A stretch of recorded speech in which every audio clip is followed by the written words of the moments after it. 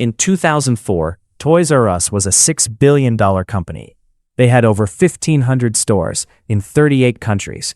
They employed 64,000 people. 1 out of every 5 toys sold in America went through their doors. And everybody tells you that Amazon killed them.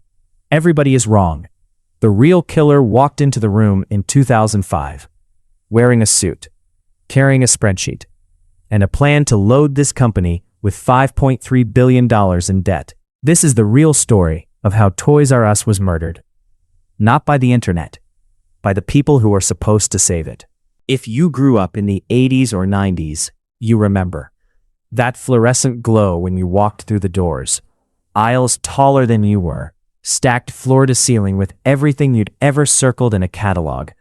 Your parents told you that you could pick one thing, and that decision felt like the most important choice you'd ever make. That was Toys R Us, and for nearly 50 years, it was where childhood happened. The company was founded in 1948 by a man named Charles Lazarus.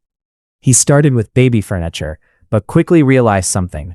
Parents who bought cribs would soon need toys, so he pivoted, and by 1957, he'd opened the first Toys R Us store in Rockville, Maryland.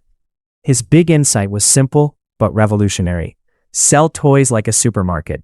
Huge selection, low prices, let the kids wander. Nobody had done it before. Within 20 years, Toys R Us was the largest toy retailer on the planet. By the late 90s, they had over 1,500 stores worldwide. Annual revenue peaked at $11.2 billion. They didn't just sell toys, they decided which toys became hits. If Toys R Us didn't stock your product, it basically didn't exist. But behind the scenes, cracks were forming. And in 2005, a group of investors saw those cracks as an opportunity. What they did next would destroy this company. But we'll get to that. First, let's talk about the thing everyone blames: Amazon. In 1999, Amazon started selling toys online, and Toys R Us actually had a smart response. They partnered with Amazon. Under the deal, Toys R Us would be the exclusive toy seller on Amazon's platform. They'd handle the inventory. Amazon would handle the website and logistics. It should have worked, but Amazon broke the deal. They started letting other toy sellers onto the platform, directly competing with their own partner. Toys R Us sued. They won. But by that point, the damage was done. Amazon had learned the toy business using Toys R Us's own playbook. Now here's where most people stop the story. Amazon came in, Toys R Us couldn't compete online. End of story, right? No, not even close. Amazon was a headwind. Every retailer faced it. Walmart faced it. Target faced it. They're both still here. What happened to Toys R Us was something much worse, and it had nothing to do with the internet. In 2004, Toys R Us was struggling. Sales were flat. The stock price was drifting. The board decided it was time to sell. And 3 firms stepped up to buy: Payne Capital, KKR, and Vornado Realty Trust. These are private equity firms. Their business model is simple. They buy companies, restructure them, and sell them for a profit. Sometimes it works, sometimes it doesn't. In July 2005, they bought Toys R Us for $6.6 billion. But here's the thing about leveraged buyouts. The buyers don't pay with their own money. They use the company's money. They borrow against the company itself. Payne, KKR, and Vornado put up about $1.3 billion of their own cash. The rest, over $5 billion, was loaded onto Toys R Us as debt. The company they just bought now owed $5.3 billion. Not the buyers, the company. Let that sink in. Toys R Us didn't borrow that money to build new stores. They didn't borrow it to launch an e-commerce platform. They didn't borrow it to compete with Amazon. That debt existed for one reason: so that 3 investment firms could buy the company using its own future earnings as collateral. And now, every single year, Toys R Us had to pay $400 million just in interest. Not paying down the debt, just interest. $400 million a year. That's more than $1 million a day, every single day, for 12 years. Now think about what $400 million a year could have bought. A world-class e-commerce platform, store renovations, better inventory systems, a mobile app, marketing campaigns, all of the things that Walmart and Target were spending money on, while Toys R Us couldn't. Instead, the stores got worse, year after year. Broken tiles, flickering lights, empty shelves. The shopping experience that had once been magical for children was becoming depressing for parents. And here's the part that makes this story truly infuriating.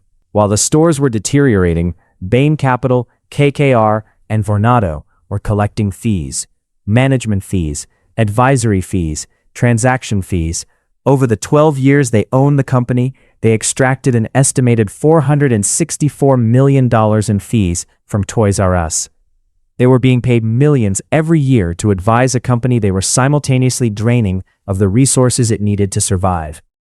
Without the debt payments, Toys R Us was profitable. Let me say that again. Without the debt, this company made money. It had growing operating income. It had a 20% share of the American toy market. This was not a dying company. It was a company being bled. So what was the critical mistake? It wasn't the debt itself. Companies carry debt all the time. The critical mistake was the strategy behind it.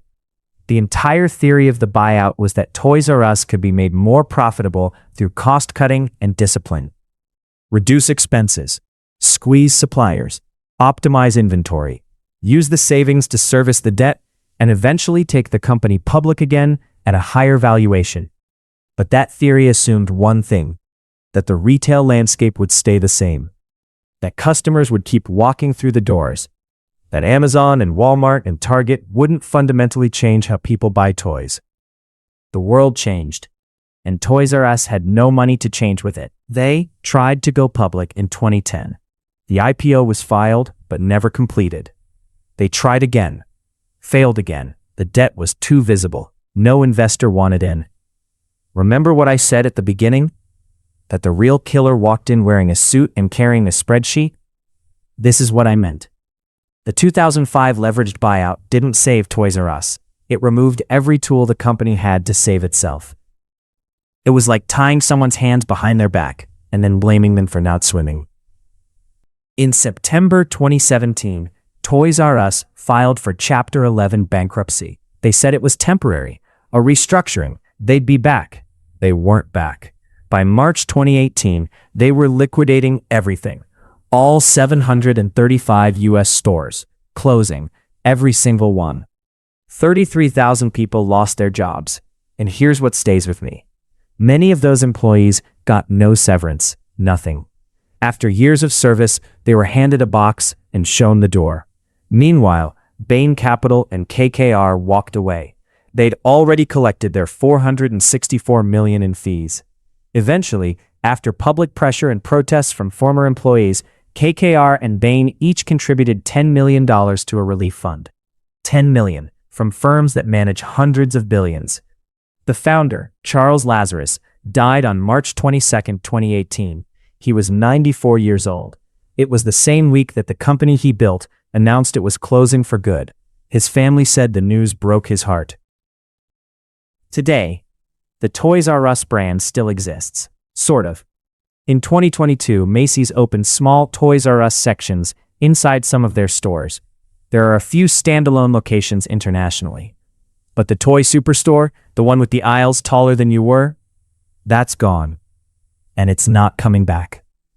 Amazon didn't kill Toys R Us. Amazon was the storm. Every retailer faced it.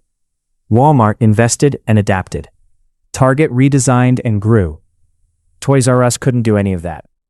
Because every dollar that could have gone to competing with Amazon went to paying off a debt the company never chose to take on.